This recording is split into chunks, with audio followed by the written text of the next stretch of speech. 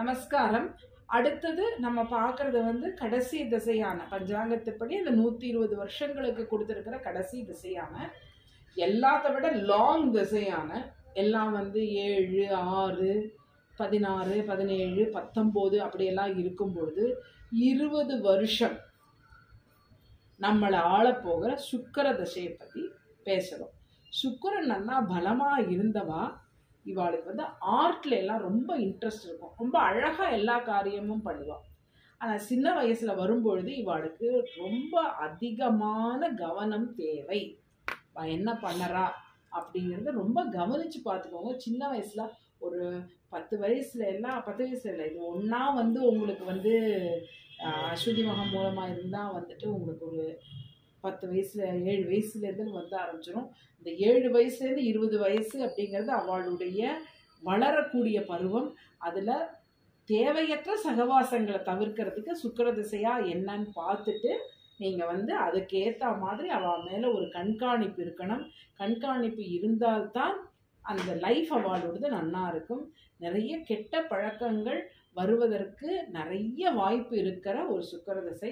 ஆனால் அதே சமயத்தில் ஒரு 28 வயசுக்காரனுக்கு இந்த சுக்கிர திசை வந்ததுன்னா அதில் அந்த 48 வயசு வரைக்கும் அவர் யோகாதிபதியாக இருந்ததுன்னா அவளுக்கு அவள் லைஃபே மாறிடும். யோகாதிபதியாக இருக்கலாம், பாதகாதிபதியாக இருக்கக்கூடாது. சில பேருக்கு பாதகாதிபதியாக வந்துடுவார். கடக லக்னம் கடக ராசிக்காரனுக்கு அவர் 11ஆம் இடத்துல இருக்கிறவர் சுக்கிரன். அவர் பாதகாதிபதி. அவளுக்கு அத்தனை பெரிய பலம் இருக்காது. அப்போ அவள் இந்த மாதிரி இதை ஃபாலோ பண்ணிட்டு வந்தான்னா அவளுக்கு ஒரு நல்ல ஒரு பலன் இருக்கும். சுக்கிர தசை சுக்கிர புக்தி பாதகாதிபதியாக இருந்ததுன்னா பண்ண வேண்டியது ரொம்ப சிம்பிள்.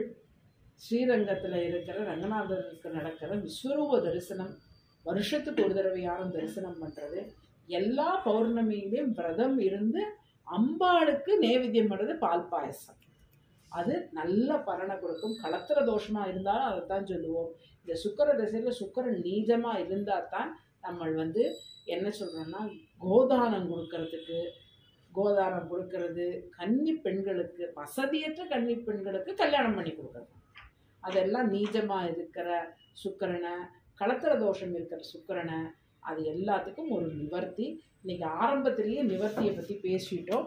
அடுத்தது சுக்கிர தசை சுக்கிர புக்தியில் இருந்ததுன்னா என்ன தானம் என்னங்கிறத பார்க்குறோம். சுக்கிர தசை சுக்கிரத்துக்கு அப்படிங்கும்போது வெள்ளி தான், வெள்ளி பாத்திர தானம். சுக்கிர புக்தி அப்படிங்கும்போது ருத்ர ஜபம், வெண் பசு தானம். இவர் கலர் ஒயிட், அதனால வெண் பசு.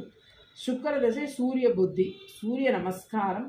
சுக்கிர தசை சந்திர புத்தி, துர்கா ஜபம். சுக்கிர தசை செவ்வா புத்தி, சுப்பிரமணிய பூஜை. சுக்கிர தசை ராகு புக்தி, துர்கா ஜபம், பூஷணிக்காய் தானம். சுக்கிர தசை குரு புக்தி, சிவ அஷ்டோத்திர ஜபம், பெண் எருமை தானம், பசு தானம். சுக்கிர தசை சனி புத்தி, மிருத்யுஞ்சய ஜபம், கரும் பசு தானம், பெண் எருமை தானம். சுக்கிர தசை புத புக்தி, திலஹோமம், விஷ்ணு சஹஸ்ரநாம பாராயணம். சுக்கிர தசை கேது புக்தி, மிருத்யுஞ்சய ஜபம், துர்கா ஜபம், தீபம் தானம். அதுக்கப்புறம் நம்மளை இந்த ராமாயணத்தில் என்ன படிக்கலாம் அப்படின்னு பார்க்குறோம். சுக்கிர தசை சுக்கிர புக்தி அப்படின்னு வரும்பொழுது பாலகாண்டம் 73வது சர்க்கம், ராமா சீதா விவாகம் காலம்பர படிக்கிறது. கல்கண்டு சுமங்கலிகளுக்கு தாம்பூலம், அதான் சுக்கிரன் அப்படின்னாலே அங்கே சுமங்கலி விடுறான். அடுத்தது சுந்தரகாண்டம் 33வது சர்க்கம் 36வது சர்க்கம், அனுமன் சீதை சந்திப்பு 3 வேளை, கல்கண்டு தானம். சுக்கிர தசை சூரிய புக்தி பாலகாண்டம் 67வது சர்க்கம், சிவதனுஷை ராமன் முறித்தது 3 வேளை, கரும்பு நைவேத்தியம். சுக்கிர தசை சந்திர புத்தி உத்தரகாண்டம் 87வது சர்க்கம் 90வது சர்க்கம், சந்திரோதய தேவி சந்திரோதயம் தேவி தியானம். அதுக்கப்புறம் 3 வேளையும் படிக்க வேண்டியது, பால் நைவேத்தியம். சுக்கிர தசை செவ்வாய் புத்தி அயோத்தியா காண்டம் 115வது சர்க்கம், பரதனின் பாதுகா பூஜை 3 வேளை, சர்க்கரை பொங்கல்.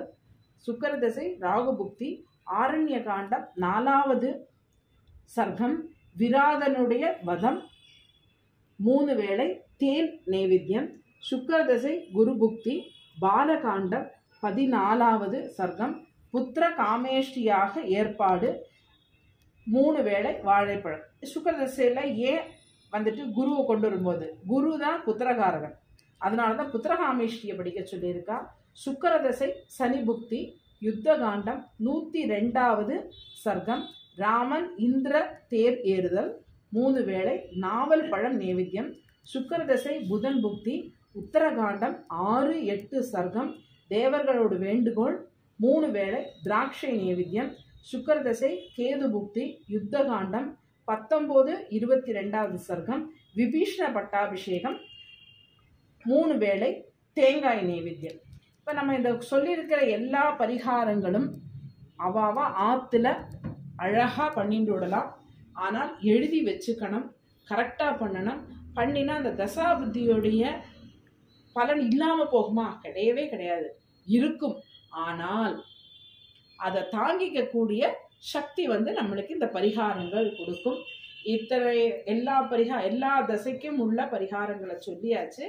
அவளுக்கு உள்ளதை தசைகளுக்குள்ள பரிகாரங்களை செய்து அந்த சிரமத்திலேருந்து ஒரு ரிலீஃப் கிடைச்சி எல்லாரும் சௌக்கியமாக இருக்கணும்னு அம்பாளை வேண்டிக்கிறேன். நன்றி, வணக்கம்.